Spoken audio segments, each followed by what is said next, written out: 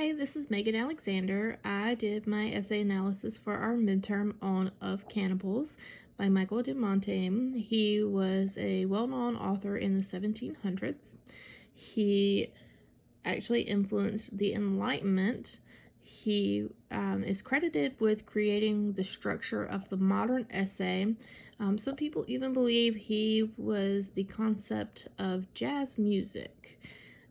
Montaigne was a humble author who used allusion to kind of incorporate credit into his works to make his works more believable. He used satire to point out the differences of the Europeans and the cannibals. He also compared and contrasted the cannibals and the Europeans as well to make you wonder which was the more savage nation.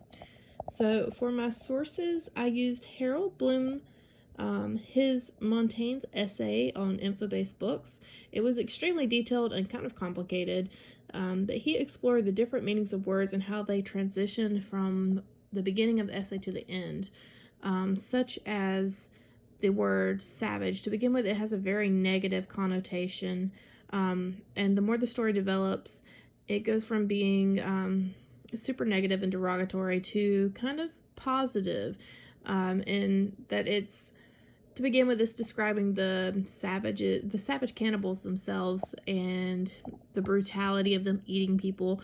But as the story develops, you have to wonder which society is actually the more savage, and it kind of becomes one with the word natural.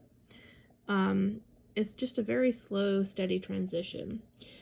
Tina Giannoulis is my second source, and she wrote The Literature of Propaganda, and she was more interested in how the work influenced Enlightenment. So the Enlightenment was a period of time in the 1700s that people started to kind of reject the church's teachings, or at least they didn't take them blindly. They started to kind of think for themselves, and reason became more influential than just doing what you're told. My third source was Martin Puchner. He wrote the Norton Anthology, our world literature book.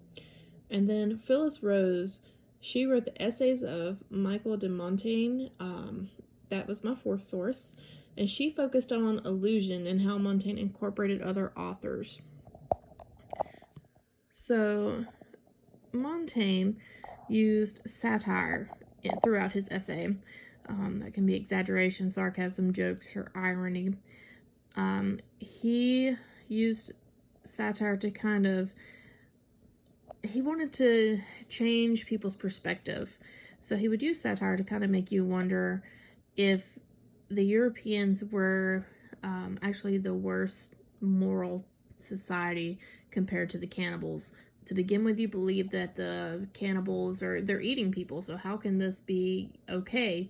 But towards the end, you start to wonder if England's, or the French politics in particular, were more brutal, their political system.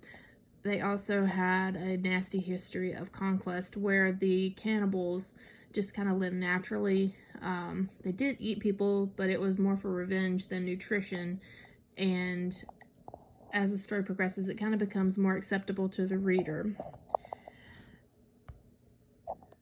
So, allusion. That's an indirect reference to a famous person, place, historical event, or literary work. Montaigne's story is based solely on what he is told by in his words, reputable source. So we base our entire story on what someone else says. So Montaigne never saw these cannibals. He never witnessed it firsthand. He just informs us that this source is credible. So he starts to add in all these other authors and things that they say to kind of give his own story merit. And what that does is make the story more believable. So towards the end of the story, you don't really question if what he's talking about has happened or not. You just kind of take it for a fact. And that's all contributed to allusion and how he wove in other authors' statements to kind of give more merit to his own work. Comparison. He used comparison to talk about the savages and the Europeans. To begin with, you believe that the savages are just these horrible people, but towards the end, as he talks more about them, you kind of believe that they're just a natural people. All the things they don't do anything out of malice. They don't do anything for like nutritional needs. Everything is done in just a natural sense. It just kind of becomes their normal. The Europeans, on the other hand, they seem greedy with their sources of like with conquest. They need more land, so they're going to go out and slaughter all these people. It makes them look like terrible people. Then you think about the French political system and how it's unjust, and how all these people suffered at the hands of a group of people who were supposed to protect the population. And towards the end, you just really wonder which group actually was worse off. The population who happened to eat their enemies just to inspire fear, or the population who conquered other lands and slaughtered people for the sake of land. So, that is my analysis of Cannibals. I hope you enjoyed it, and thank you.